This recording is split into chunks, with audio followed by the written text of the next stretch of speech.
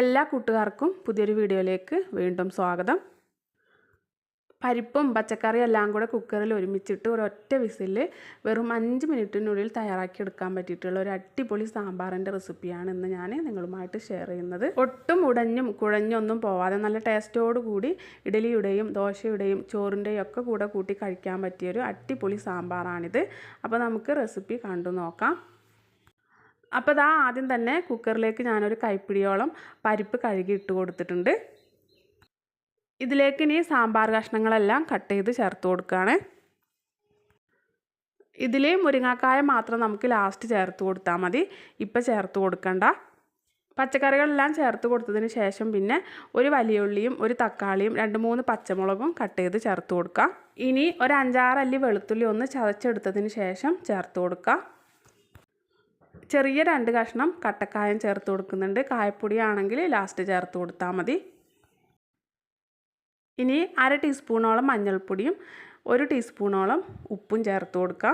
ഞാൻ ഈ സാമ്പാറിലേക്ക് മുളക് പൊടി മല്ലിപ്പൊടിയൊന്നും ചേർത്ത് കൊടുക്കാറില്ല. ഇനിയിപ്പോൾ നിങ്ങൾക്ക് വേണമെന്നുണ്ടെങ്കിൽ ഈ സമയത്ത് ആവശ്യമായിട്ടുള്ള മുളക് പൊടി മല്ലിപ്പൊടിയൊക്കെ ചേർത്ത് കൊടുക്കാവുന്നതാണ്. ഇനി പരിപ്പും സാമ്പാർ കഷ്ണങ്ങളൊക്കെ വേവാൻ ആവശ്യമായിട്ടുള്ള കുറച്ച് വെള്ളം ഒഴിച്ച് കൊടുക്കുക. വെള്ളം ഒരുപാടായി പോകണ്ട, ആദ്യം കുറച്ച് ഒഴിച്ച് നോക്കിയതിന് ശേഷം വേണമെങ്കിൽ പിന്നീട് ഒഴിച്ച് കൊടുത്താൽ മതി. പച്ചക്കറിയുടെ താഴെയായിട്ട് നിൽക്കുന്ന വിധത്തിലുള്ള വെള്ളം ഒഴിച്ച് കൊടുത്താൽ മതി. ഇനി നമുക്കിത് മൂടി വെച്ച് ഒരൊറ്റ വിസിൽ അടുപ്പിച്ചെടുക്കാം.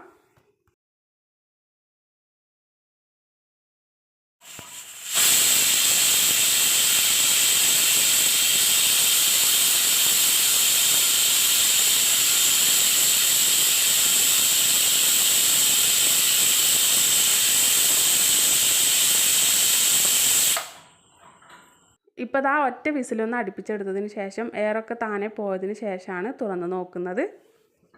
ഇനി നമുക്കിതിലേക്ക് കട്ട് ചെയ്ത് കഴുകി മാറ്റി വെച്ചിരുന്ന മുരിങ്ങാക്കായ ചേർത്ത് കൊടുക്കാം.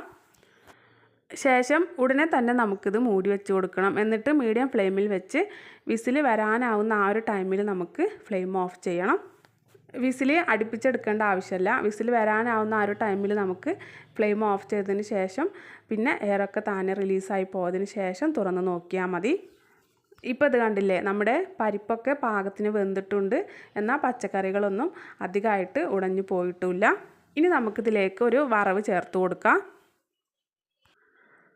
അതിനു വേണ്ടി ഒരു ചട്ടി ചൂടാക്കി അതിലേക്ക് ഒരു 1.5 ടേബിൾ സ്പൂണോളം വെളിച്ചെണ്ണ ഒഴിച്ചു കൊടുത്ത് ചൂടാക്കി എടുത്തിട്ടുണ്ട്. ചൂടായ വെളിച്ചെണ്ണയിലേക്ക് കടുകിട്ട് പൊട്ടിച്ചെടുക്കുക. 2 തണ്ട് കറിവേപ്പിലയും ചേർത്ത് പൊട്ടിച്ചെടുത്തതിന് ശേഷം ഒന്നുകിൽ ഫ്ലെയിം ഓഫാക്കുക, അല്ലെങ്കിൽ ഫ്ലെയിം നല്ല പോലെ കുറച്ച് വയ്ക്കുക. അതിനുശേഷം ഇതിലേക്കൊരു 2 ടേബിൾ സ്പൂണോളം സാമ്പാർ പൊടി ചേർത്ത് കൊടുക്കുക. നന്നായിട്ടൊന്ന് മൂപ്പിച്ചെടുത്ത് നമുക്ക് കറിയിലേക്ക് ഒഴിച്ചു കൊടുക്കാം. ഇനി ഞാൻ കുറച്ച് വാളൻപുളി കുതിരാനായിട്ട് മാറ്റി വെച്ചിട്ടുണ്ടായിരുന്നു. അത് ഈ ചട്ടിയിലേക്ക് ഒഴിച്ചു കൊടുത്ത് നല്ല പോലെ ഒന്ന് തിളപ്പിച്ചെടുത്തതിന് ശേഷം നമുക്ക് കറിയിലേക്ക് ഒഴിച്ചു കൊടുക്കാം.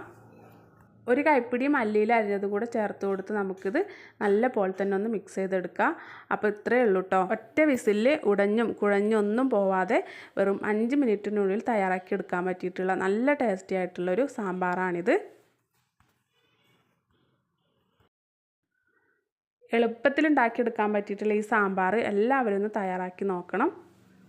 ഇഡലിയുടെയും ദോശയുടെയും ചോറിൻ്റെയും ഒക്കെ കൂടെ അടിപൊളിയാണ്.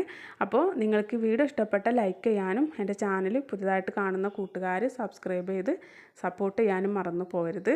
അടുത്ത നല്ലൊരു റെസിപ്പിയുമായി നമുക്ക് വീണ്ടും കാണാം.